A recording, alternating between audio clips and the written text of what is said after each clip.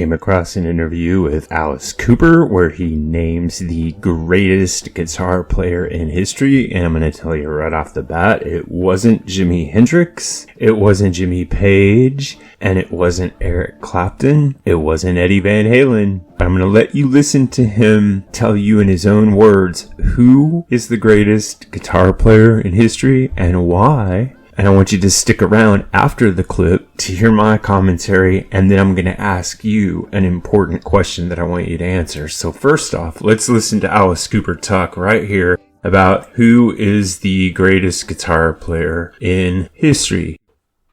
Everybody says, who's the best guitar player? This is what cinched it for me. Jeff Beck, they're playing the song.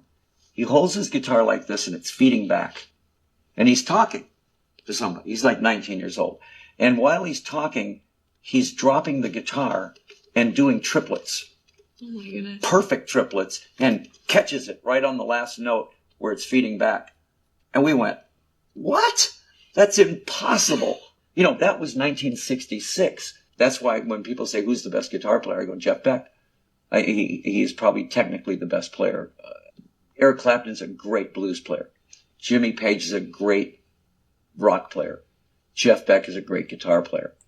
All right, so when he was telling the story about how Jeff Beck was playing the guitar with one hand and doing triplets and dropping the guitar, he's literally holding the guitar by the neck, dropping it with one hand and playing at the same time. Now, here's the points that I want to make about what Alice Cooper said. First off, he was careful to say, from a technical standpoint, Jeff Beck's probably the greatest guitar player. But if you listen carefully at the very beginning of his comment, he says people always want to know who's the greatest guitar player. Basically, he's saying it's subjective and it really can't be answered, but if you're going from a technical standpoint, it's going to be Jeff Beck, and I'll give you an example of why, and then he tells that story. So I think that's the context for what he was saying. Now, here's my question to you. Since there are so many musicians, among them Eric Clapton and Jimmy Page, who would rate Jeff Beck as one of the greatest guitar players in the world, why is it that in the public mind, Jeff Beck is basically overlooked? People never talk about him.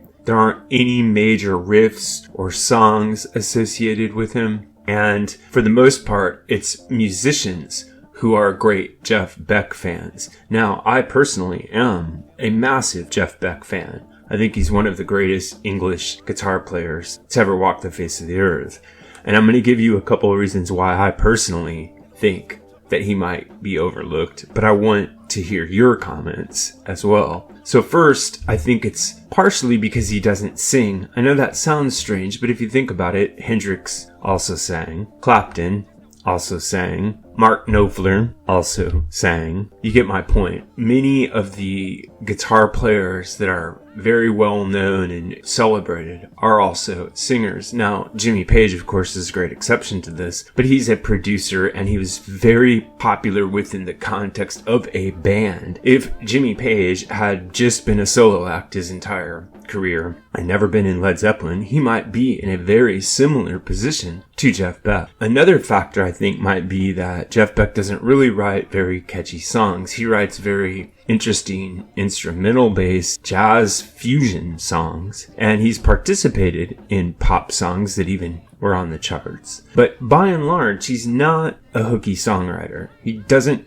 have any kind of stamp in the arena of songwriting like Jimmy Page. Now you could say that for Eric Clapton, but he's also very careful to find great material to record. Jeff Beck does write most of his own material, but it's instrumental based. It's not accessible to a mainstream audience. And my third and final point here is that I don't think Jeff Beck ever actually cared about becoming a mainstream success. He may have briefly flirted with it during the 1980s, but I don't think deep in his heart he ever gave a dang about being a massive success in the music industry. So this is what I think, but really matters is what you think. So if you have an idea about this or any other topic connected to classic or contemporary music, please drop in the section below, and remember to like and subscribe. Also check out the join button that's available for you now. If you become a channel member, you'll gain access to members-only badges, polls, videos, and other cool perks you'll see when you click on the button. You can also help out the channel by clicking on the Buy Me a Coffee link, going to the Buy Me a Coffee site, and leaving a donation.